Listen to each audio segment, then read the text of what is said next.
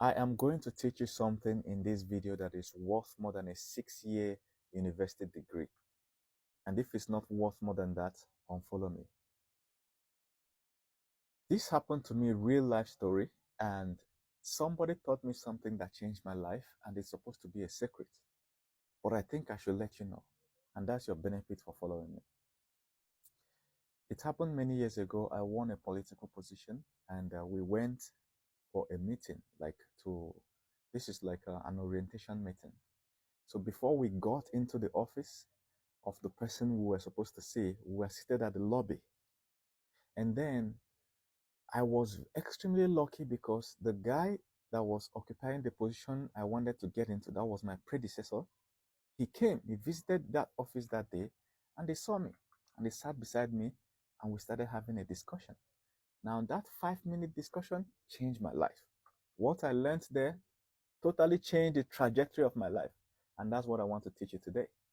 Before I go in, make sure you follow me, like, subscribe, and share. If you don't do these 3 things, the algorithm will not show you my next video. All right? And also drop a comment and let me know whether what I'm going to teach you now is ethical or not. Remember, it was a politician that taught me this. So he was coming from an unethical angle, at least what I considered it. But there's an angle to it, ethical angle. So he taught me that any position of power you have, there is money that is in it, and you should max out the money. Some people in life occupy positions of power, but they don't max out how much they can make from it. Money is just a measure of power. So it's wrong for you to have, let's say, 50 power and you have 20 money. Do you understand what I mean? You have to max out to 50 money. So the numbers on the notes you have, like your currency notes, the numbers that determine the note, how much power you have in the society. So if you have only $100, you have $100 worth of power in the society. You can only control $100 worth of people to do what you want. But if you have $1 million, now you can control more people to do what you want. I'm not going to go too deep in that direction, but I'm giving you I'm laying the foundation for what he taught me. So he taught me that now I'm getting into power, I should try and max out the money that is in that position. And this guy was very rich. He actually came with police entourage and all. And I just walked to the place. So he was telling me that I should try and get the money, and I was like, no, I don't want to steal money. I'm not into this position for crime, and whenever they audit the books, they're gonna find out that I stole money, and I'm gonna be in trouble. He said, no, now this money that I'm gonna take is not gonna be in the books, and nobody can come any day and say it's theirs because it's mine, not theirs. So I asked him to explain further. So he told me that when you're in a position of power, you should try and meet other people in higher positions of power. And those people will simply give you donations. And those donations are going to your personal bank account, not to your office account. Do you understand what I'm saying? So he gave me an example of taking my team, all right, about 12, 10, 5 to 10, 12 people, and go to see the governor. And this is how to do it. Before you go, you first of all send 1 or 2 persons to go to the governor's office and submit a letter. And the letter must be these large envelopes, not the tiny ones. A very huge, large envelope, that the secretary can't just toss away. It's going to be big and easy to see. All right? If you can put a stamp on it, you put a stamp. And then the letter inside must be a letter-headed paper. Don't give too much information. Just say that you are the new person occupying this new position, and you would like to come and have a 5-minute chat, introductory chat with the governor. Period. You put your contact details, your email, your phone number, your full name. All right? Letter-headed paper for the office. Then you send it. You give it, your own agent will submit it to the office of the governor. Now, eventually you're going to get a call back. So if you submit like 20, 30 letters to different positions of power, you will get about 5 or 7 callbacks, and they'll schedule a date with you. Now on that date, you go with your team. All right? If you can rent a large bus, anything that's going to show that, people are coming. You show up and then you have a chat with this person. After introductory chat and everything, you can tell them to support, if there's anything they have to support your position, that you will be happy with it. You don't want to put pressure.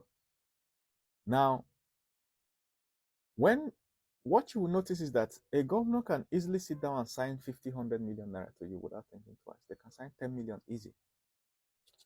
Now you have it. You understand? Now that money they are signing is not going to your office. It's going to your bank account, your personal bank account. So when you are out of office and they are auditing your office, it's not there because it's a donation from one man to another. It has nothing to do with your office. So now when you get that across different people, all those donations, you will see that you have a lot of money that nobody can track, and it's not a crime. You understand? It's not a crime. So he also said there's an advantage in that, using your power to make higher connections for yourself. So now from my position of power, I now have the contact of the governor. Why? Because I use my position to request for a meeting. So you now see that if you create enough of these positions, enough of these contacts, you use it to start looking for your next position. You don't wait for your tenure to expire. So while you are still in tenure, you use your contacts to start saying, hey, look, I'm open for the next position. This is the position I'm looking for. Please help me, be my mentor, be my guide, this, that, that. By the time you tend to tell 20, 30 people, at least 2 or 3 people will be strategic in you moving there. But once you're out of power, you have become a layman again, and you can't do that again. You can't even get into within the premises of anybody in power. Do you understand? So he taught me this second lesson, that while you're in one position, you have to start using that position to try and create the next position. Many people make this mistake when they're in a job, a certain job, they relax. They don't try to use that job to find a higher paying one until their company fires them. Now they become a jobless person. Now they are desperate and they try to use that desperation to find another job. It's difficult. If it has ever happened to you, you know what I'm saying. It's difficult. So the next thing he taught me was that you don't just create a way for yourself, you also create for your people. So that there are institutions around, and these institutions usually have corporate social responsibility. Basically, a kind of fund that they map out each year to help to support the communities around certain projects. So you have to go and probe them to tell you which one is available for your kind of position or your kind of people. Do you understand? So if you're starting a company, let's say there is an institution, all right, around, and you are starting a startup, you have to write a letter to the institution demanding, all right, that they support the startup, or asking, do they support startups like yours? Is there a grant that they have? So most institutions have grants that they have to give. Do you understand? So for instance, many people don't know that uh, big companies like Volvo, Audi, all these big car companies, they can support activists in some countries. You don't know. You understand? So you write to them and ask whether they have such support for your kind of business or your kind of position. Before you write to 2030, you will see 2, 3 to 5 that will respond and say, yes, we have it. This is how you can apply. And this is who you're going to talk with in our company. They give you a contact. What do? You prepare the application and submit. Within a few months, the money is ready. Okay? And then you use that money to do what you applied for, which is to help your people. So, for instance, if they are granting scholarships, some companies like Shell, Chevron, all these oil companies, they grant scholarship to people within universities. So if they issue you funds for scholarship, you grant scholarship, but you grant to your people. It's politics now, right?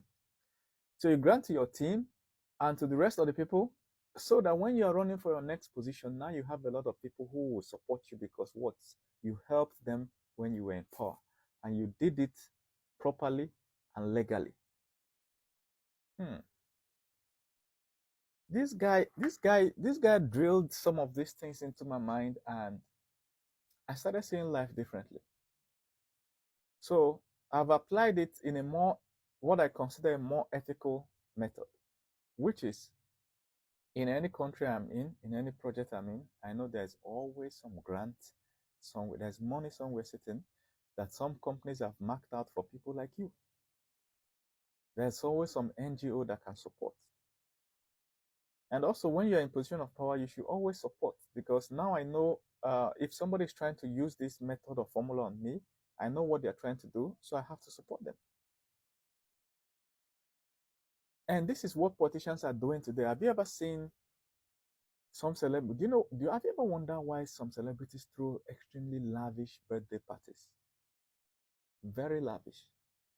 Why? Because they invite rich people to those events, and these rich people give them money as donations. So somebody can use 20 million naira, which is around $15,000, to run at their birthday, and at the end of the day, they are going home with $100,000 to $200,000 in donations. Now, these people that are donating, why are they donating? It's an investment for that rich person, because you have something that you're giving them back. And that's another point. Don't just walk up to a rich person trying to just milk them. You understand? There has to be something they can benefit from you. Like what the guy told me was that when I got that position, elections were near. So these people are more likely to support you, knowing that during elections, they're going to send one of their agents to come and meet you to help you facilitate the groundwork. Do you understand? Uh-huh. And then when you are going, you buy gifts. Even if it's not a gift the person can use personally, let it be something they can keep in their office and they can gift other people, like t-shirts, like wines, like shoes. Do you understand? And so on. High quality, buy it and give them. Once you give somebody something, they feel indebted to you. When you now say, please, we need some donation, they feel like they want to donate something. I'm not talking about it from a manipulative point of view. I'm talking about it from a human relationship. Don't just go to somebody empty handed. Always go with a gift. So at the end of the day, it drives to being able to use your position of power to max out the financial equivalent of that power. But I have to add this caveat, ethically, without being greedy, without being selfish and self-centered. Now look at you now. You have power. Everybody in the society has power. The reason you know you have power is the amount of money in your bank account. Like I told you, money is a measure of power. So, but it could be possible that you're not maxing out the amount of money in that bank, in that position, right? What is it you can use your position as an employee, as an employer, to achieve today that you can't achieve outside? Some of you, the CEO in your company is a multi-billionaire. All right. As an employee, you can meet him because you're working in the same company. You can come up with ideas, document it very well, and submit to him and ask him to fund the idea, separate you from the company so you can build the idea. See, now he has helped you start your own company. But you can't have that audience with him if you're not working in that company. By the time they fire you and you come up with that idea, it's too late. The security at the gate won't even allow you in because you don't have name tag.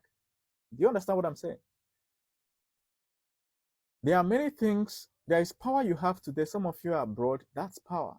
What can you use that position of power to start in Nigeria, and it will work better than what a Nigerian or an African can start from within Africa? Some of you are in countries where PayPal works. PayPal doesn't work in Nigeria. It only allows you to send money you can't receive. And PayPal is the number one payment platform in the whole world. Some of you are in countries where it works, and you don't know what to do with it. You are in countries where you can start businesses on Amazon.